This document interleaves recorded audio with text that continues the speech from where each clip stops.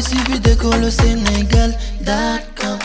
À école au Sénégal, c'est facile, tu n'as qu'à te connecter. Tape école au Sénégal, les leçons sont beaucoup plus détaillées. Bonjour. À la suite de la leçon ou bien des leçons consacrées à la négritude, donc à la poésie négro-africaine, nous voilà maintenant dans les dispositions de vous parler de notre genre qu'est le roman. Donc nous sommes maintenant dans la prose narrative. Alors, pour les besoins de la présentation de cette leçon, nous avons choisi le plan que voici. Nous parlerons en un premier temps donc de l'historique du roman négro-africain.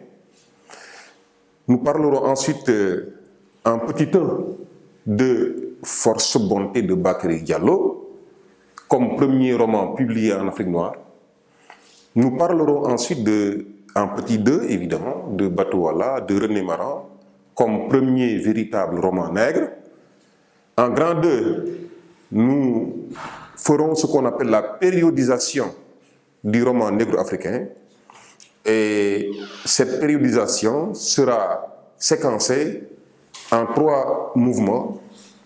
Il s'agit du roman de consentement, du roman de contestation et du roman de désenchantement.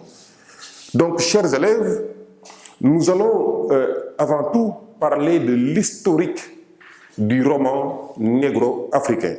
Et pour ce faire, il serait important de commencer par préciser que du point de vue de la narration, du point de vue, n'est-ce pas, de ce qu'on appelle le récit, l'Afrique n'a absolument rien à envier aux autres aires culturelles du monde.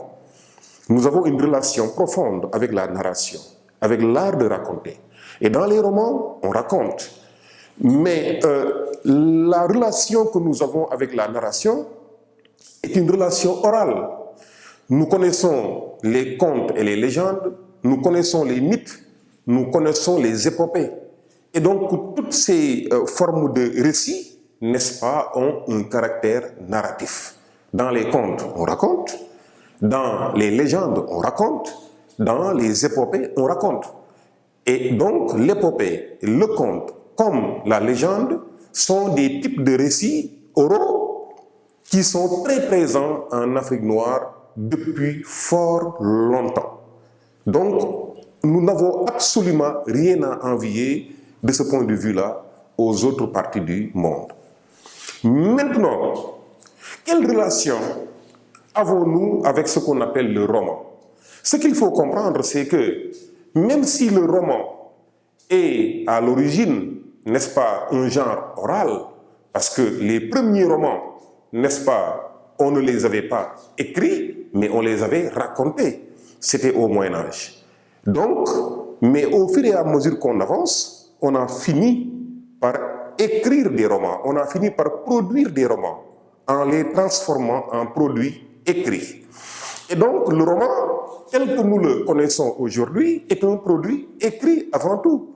C'est la raison pour laquelle, justement, quand on essaye d'exploiter les relations que l'Afrique noire a avec le roman, on est obligé de partir d'un moment précis de l'histoire, parce que nous n'avons pas écrit des romans quand même.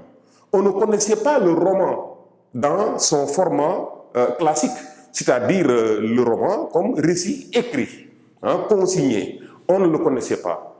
Et c'est à partir d'une certaine période de l'histoire que nous sommes entrés en contact avec ce type de récit écrit. C'est pourquoi donc, même si nous connaissons bien le récit, même si nous connaissons bien la narration, même si nous connaissons bien l'art de raconter, on n'a pas quand même, à travers l'histoire de notre continent, on n'a pas quand même écrit des textes, on n'a pas produit des textes narratifs. On les racontait, on les exprimait de façon orale.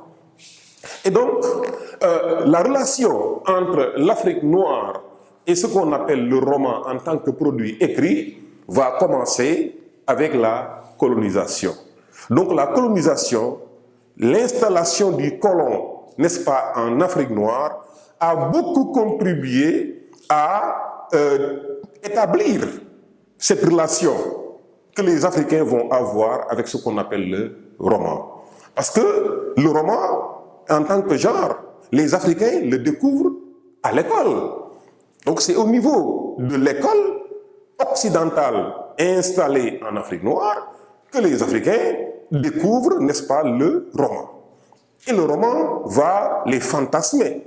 Le roman va soulever des passions du côté, n'est-ce pas, des jeunes, disons, écoliers africains.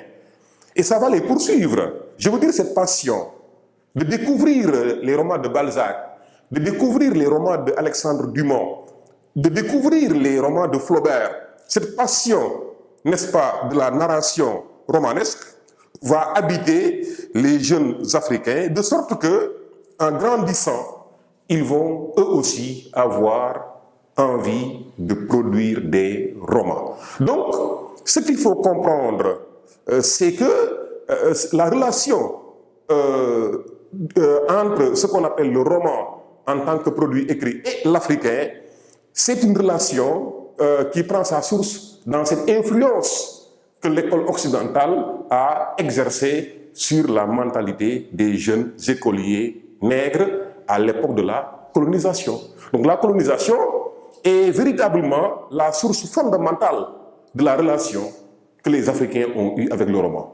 Et c'est comme ça donc que plus tard, le roman va devenir un produit qui s'installe de façon définitive dans nos mœurs culturelles et littéraires. Alors, donc, en parlant évidemment de l'historique de ce roman, Tape www.suividecolosénégal.com